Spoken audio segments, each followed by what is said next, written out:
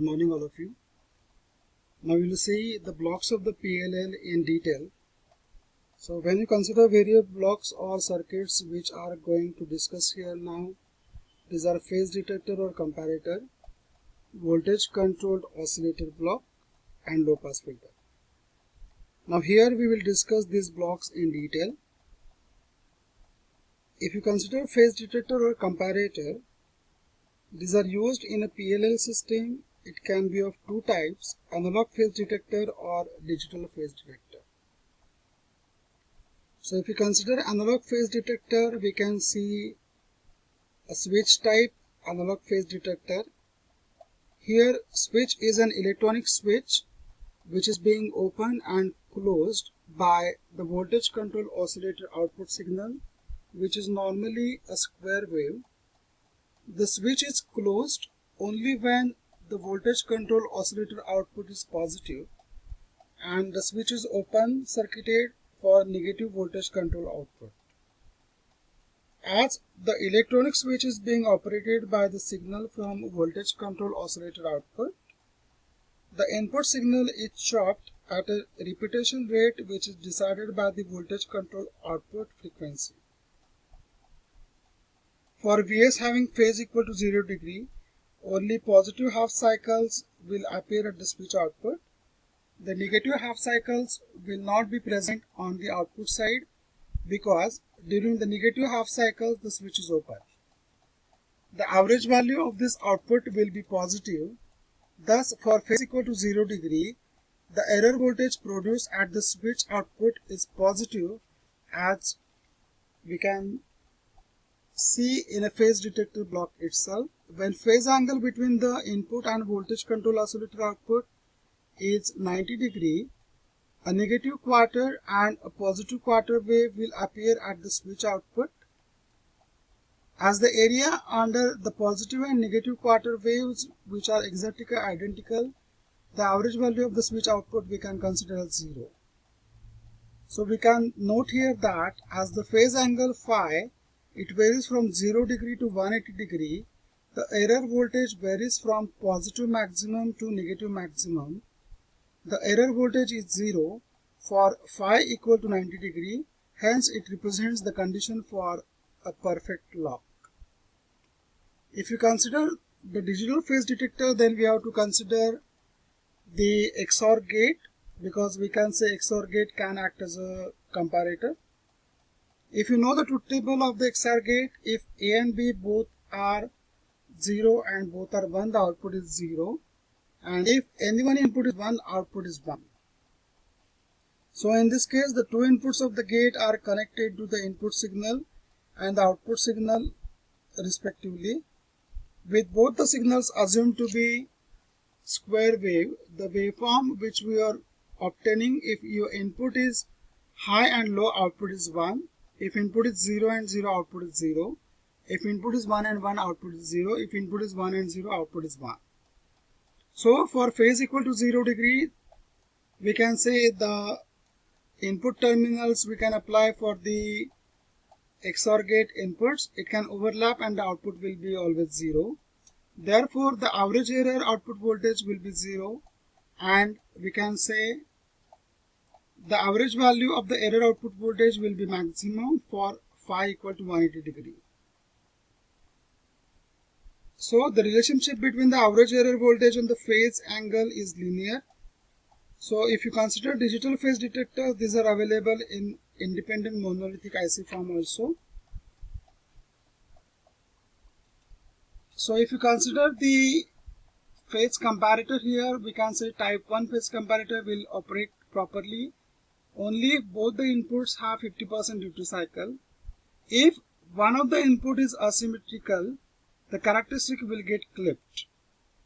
The another disadvantage of type 1 comparators is that it may allow the PLL to lock on the harmonic components of the input signal frequency. These drawbacks can be overcome by using the type 3 phase comparator, which is an age-triggered SR flip-flop. If you consider the low-pass filter of the block diagram, the other block in the PLL block diagram, we can say it is a low-pass filter. the filter performs two functions. One is to remove the high frequency components in the output of the phase detector, and second is to remove the high frequency noise. The other more important function is that the filter controls the dynamic characteristics of the PLL. The dynamic characteristics of the PLL include capture range, lock range, bandwidth, and transient response. If we use a passive filter, then an amplifier is required to be used after it to provide the gain. The active filter does not need an additional amplifier. If we reduce the filter bandwidth, its response time increases.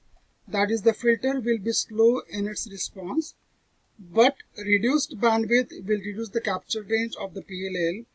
The reduction in the bandwidth helps in one more way, that is, the charge on the filter capacitor remains for longer time. This gives an additional short time memory to the PLL. Therefore, even if the signal becomes less than the noise, for some time, the loop will remain in lock. Another advantage of reduced bandwidth is that the noise is minimized. Now we have to consider the basic block diagram of PLL IC 565. We can call it monolithic phase lock loop. All the various building blocks of PLL discussed in the preceding section right now are available in independent IC packages. They can be interconnected to get a PLL, but nowadays PLLs are available in a single IC pack. Some of the important monolithic PLLs are 560 series, which is introduced by Signetics, and LM560 series introduced by National Semiconductors. In the 560 series we have 560, 561, 562, 564, 565 and 567 available. They differ mainly in their operating frequency range, bandwidths and power supply requirements. 565 is most widely used PLL, so now we will discuss this IC in detail. If you consider the basic block diagram for the PLL, it is available in 14 dual in line package and 10 pin metal can package. The pin configuration we can consider. If you go for the basic block diagram, we can say here we have the resistor C, capacitor C, we have the resistor of 3.6 kilo ohm, so this includes the low pass filter. The external resistor RT, if you observe here, the external resistor RT we have, it is supposed to have a value between 2 kilo ohm to 20 kilo ohm, whereas we have the capacitor CT that can be of any value. An externally connected short link between pin number 4 and 5. It will connect the voltage control oscillator output to the phase detector input so as to compare FI and FO. The 3.6 kilo ohm internal resistance, it will form an RC filter with the externally connected capacitor C between pin 7 and pin 10. The capacitor, it should be sufficiently large to minimize the variations in the demodulated output pin number 7. The voltage control oscillator free running frequency F0 is adjusted externally with RT and CT. We have these two resistors and capacitors over here, which we can call RT and CT. It is to be at the frequency center of the input frequency range. The PLL 565, it is capable of locking to and tracking an input signal over plus minus 60 degree bandwidth with respect to center frequency, that is FO. The lock range FL and the PLL is given by, we can say, lock range delta FL equal to plus minus 8 FO upon V Hertz. Here F0 we can call as free running frequency of VCO, that we can represent in Hertz, and V we have, it is a 2 volt. So if you consider the basics of the block diagram for the 565 and basic of the pin, this indicates the pin configuration of this IC. It is the functional block diagram we have seen.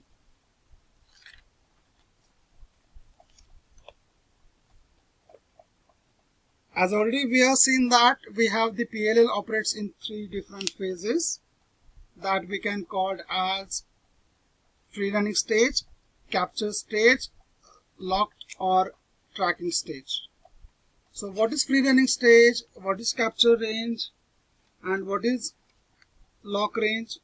If you go for the free running state, before we apply an input voltage Vs, the phase lock loop is said to be in the free running stage.